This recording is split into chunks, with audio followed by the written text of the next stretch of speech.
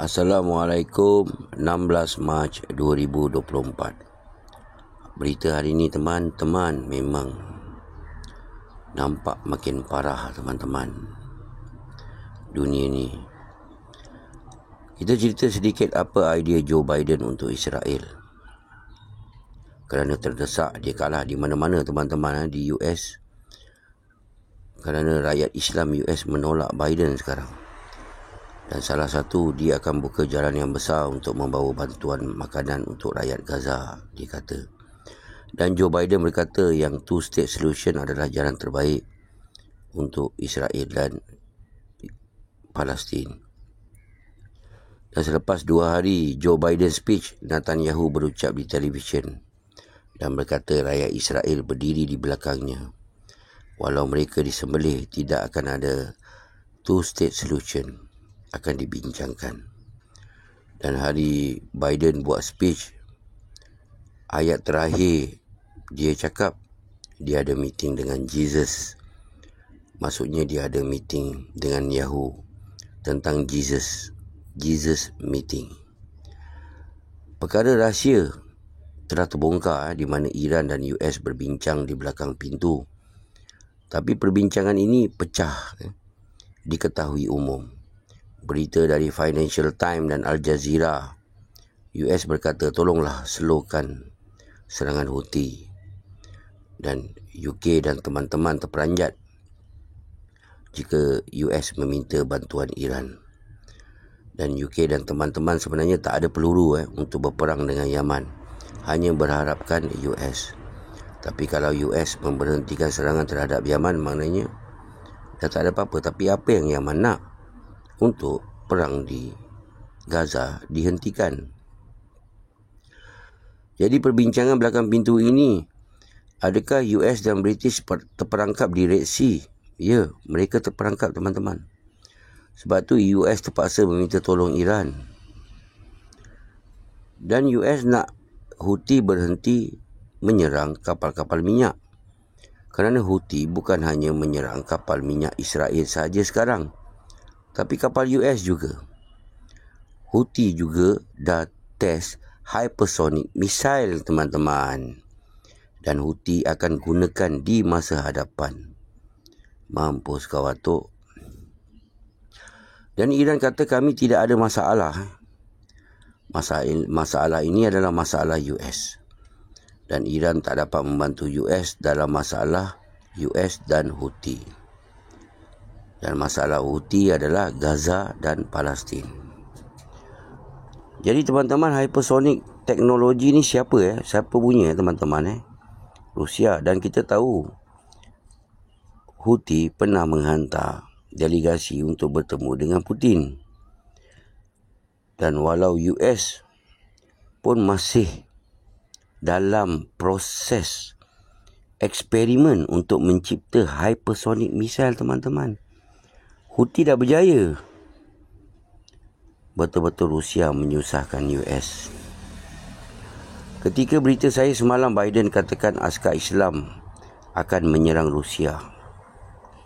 Ini kata-kata Biden kepada Putin. Ini ugutan Biden pada Putin.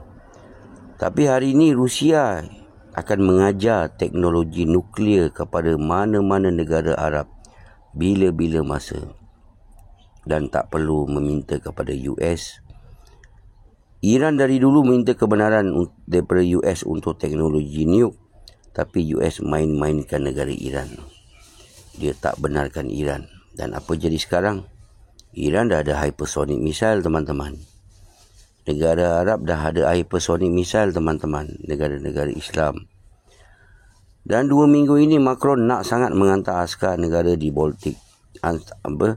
Menghantar askar negara-negara Baltik dan France ke Ukraine. Macam-macam idea dia beri untuk berperang bersama Ukraine. Dan semalam tone dia, speech dia depan rakyat France, kita menunggu apa speech dia. Dia nampak bersedih kerana ada tangan gaib yang menghalang dia lakukan semua ini. Kita tahu tangan gaib itu adalah tangan US. Kerana US, mereka bergantung, negara NATO, negara EU bergantung kepada US, senjata US untuk berperang. Dan US mungkin tak benarkan. Kerana Putin dah berkata bom nuke Putin untuk digunakan. Ini menunjukkan yang Putin tak main-main teman-teman. Sungguh memalukan apa yang Macron cakap tapi tak serupa bikin. Kerana EU dan NATO hanya berharap senjata US dan US sendiri tak bersedia untuk berperang dengan Rusia. Putin sendiri katakan perang Ukraine tidak akan berhenti hanya kerana mereka tidak ada senjata lagi.